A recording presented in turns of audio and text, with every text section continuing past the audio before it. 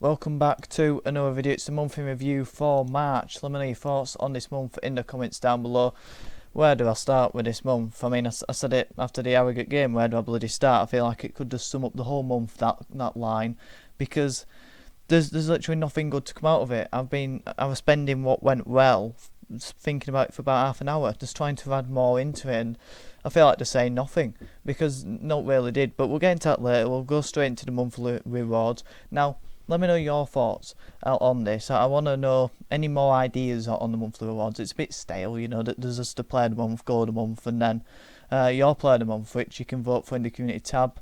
Go and do it now, and then you can have another look on there and see who ends up winning player of the month after a few more people have voted. So go and have your say on that. But yeah, my player of the month is Sam Walker. He conceded 15 goals, and he's still player of the month because the amount of saves he made, the type of saves he made, it was just brilliant. And the goals we conceded, he couldn't do much about either. He kept us in respectable games, if you can say that. I mean, Mansfield and Notts County and Harrogate, they're not respectable scorelines, but he kept it half decent, because it could have been 10. It could have been 10 for a couple of those games, and yeah, it comes away with credibility from this month, and it's just been a brilliant signing, let's be honest, from a player we didn't expect a lot from.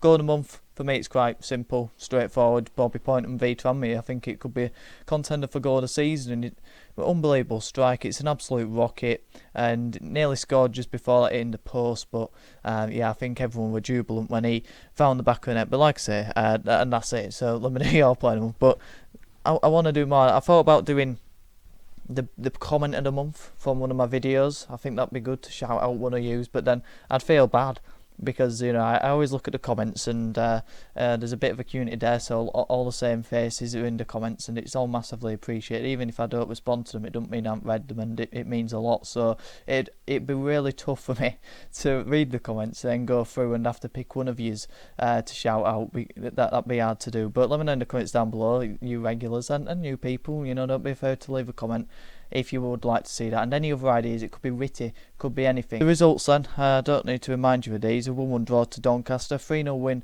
against Accrington Stanley. Like I say, it feels like an eternity ago when I win that away, and a 2-0 defeat to Forest Green Rovers, who I believe they were bottom of the league at the time.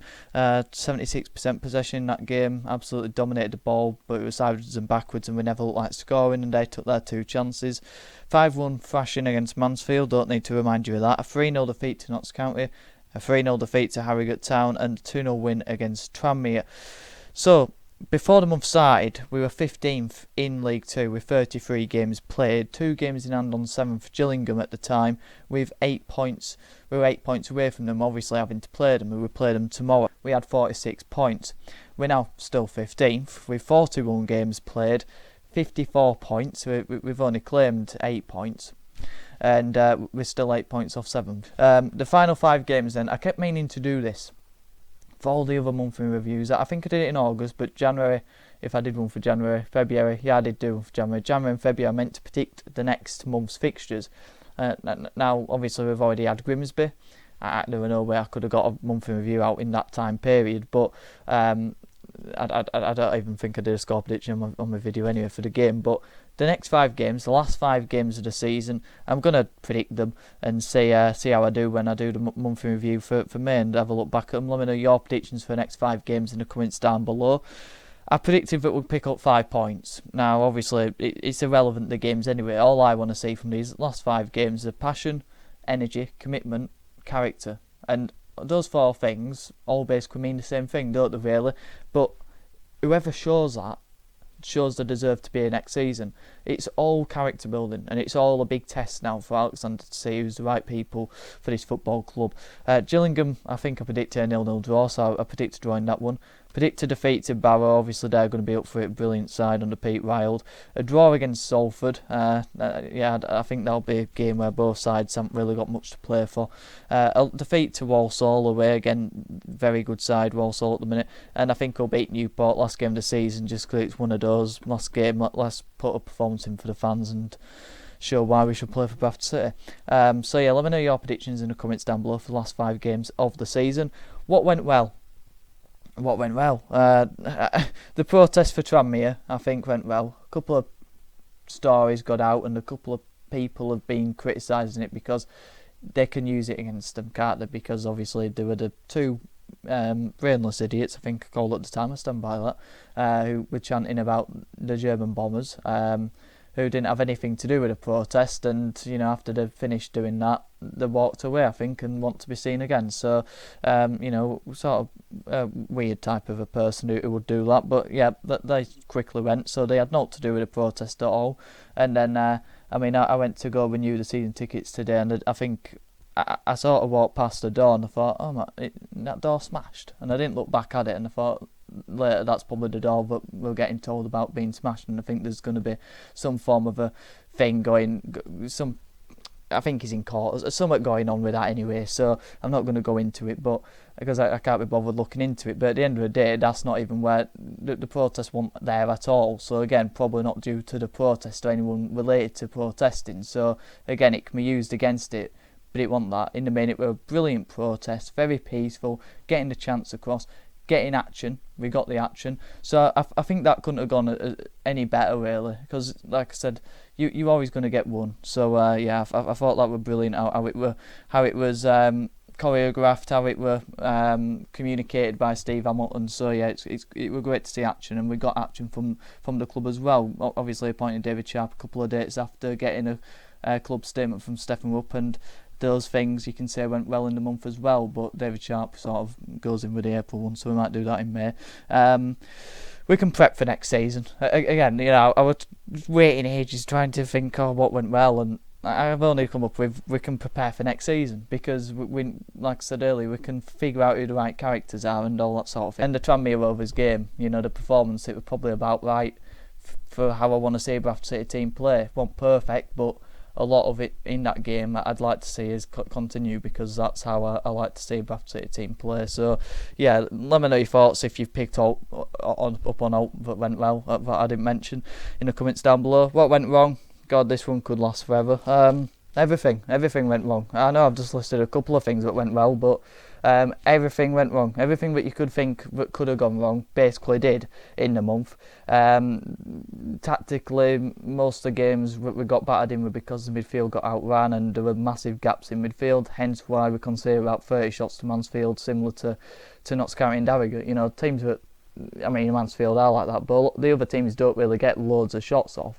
And you pin that down to selections. I think there was parts of those games where the selection of players in the midfield roles, but then the midfielders not putting the effort in.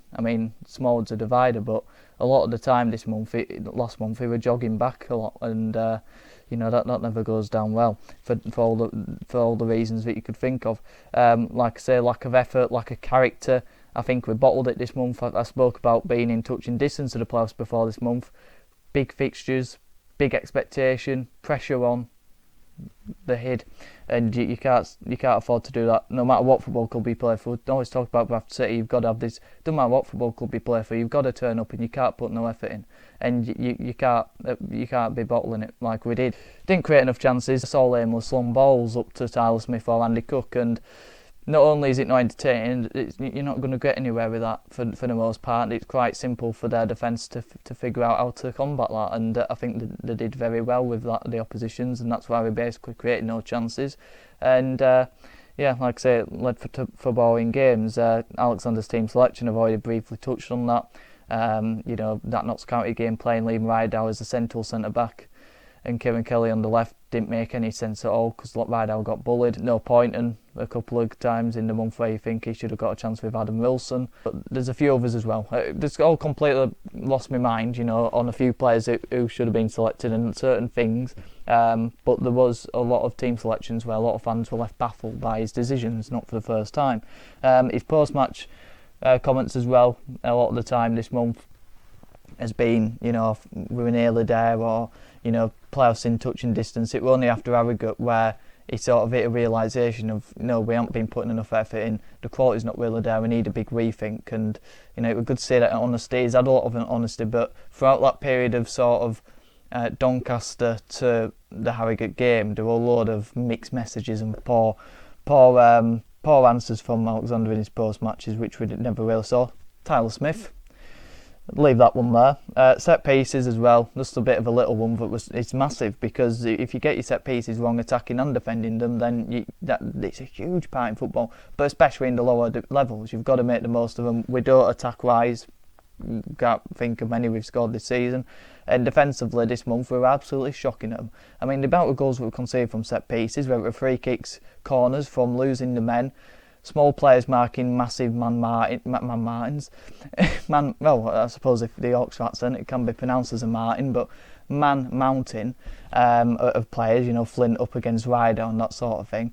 And, it was Cargill, wasn't it, who ended up scoring, but I think he was marked by Richards. It was just baffling that, and Forest Green Rovers conceded a goal from a corner, losing the men. It was absolutely shocking, and conceded a few this month from them. Right, the new season ticket campaign, obviously being called It's a Bantams thing, which has its own things, but the atmosphere section has been moved to the lower tier, to the lower cop tier.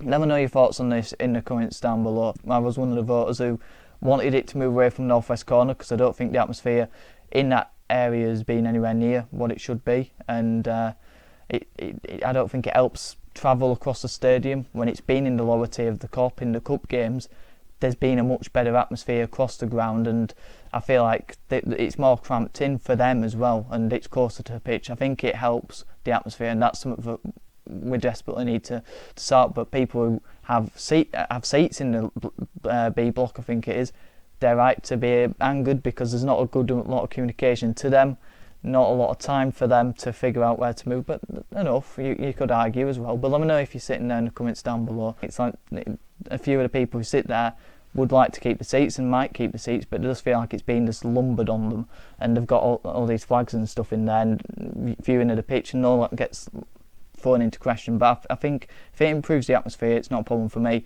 It's a problem for those people who sit there, of course. I can't say. I mean, I love my seat because I can stand up all game. So if it were my seat, and that, I can understand that, because, you do get a tie to your seat, don't you, of course. So let me know your thoughts on that in the comments down below. The season ticket sales went up as well, which had a big debate. So let me know your thoughts on that in the comments down below as well. I don't have a big problem with it, because it's still the second cheapest, but I can understand why people with big families, or even small families, we're a family, well, three of us go, and it costs £650, was it? I can't remember. 627. I mean, went up to a guy and he said, it'll be £627. Well, I said, well, whatever, it won't be overpaying. But yeah, it's decent price, isn't it? I don't think there can be too much complaints with it, because it is still cheap. But the problem is it's been upped after this season. For the last season, I don't think there'll be too many complaints, but it's after how poor we've been, and there's not much to buy into. Let me know if you're going to renew in the comments down below as well.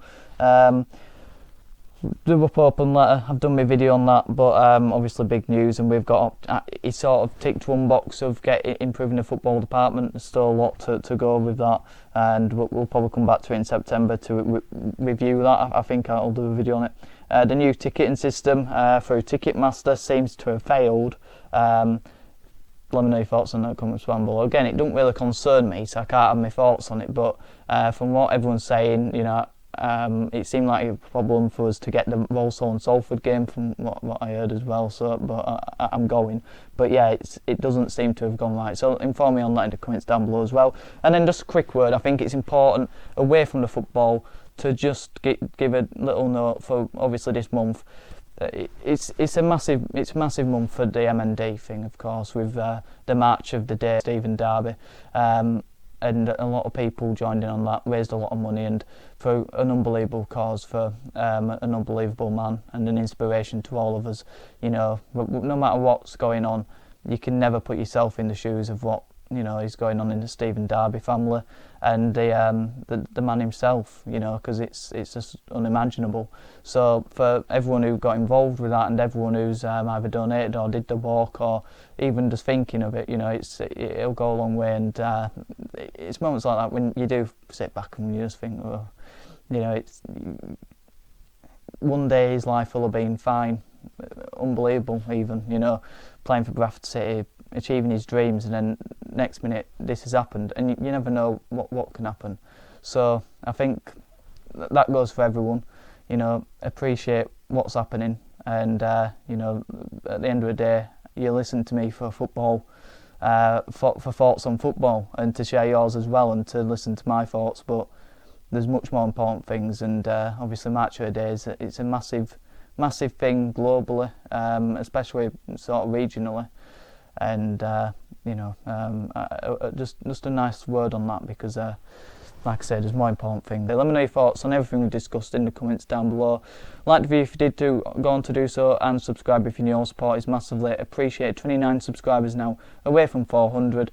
Like I say, support, it's been unbelievable for March as well, from a personal point of view as well. I think I remember saying after Mansfield I hit 309 subscribers then, and I'm now on 371, so I don't know how that sort of jump happened, but like I say, it's massively appreciated.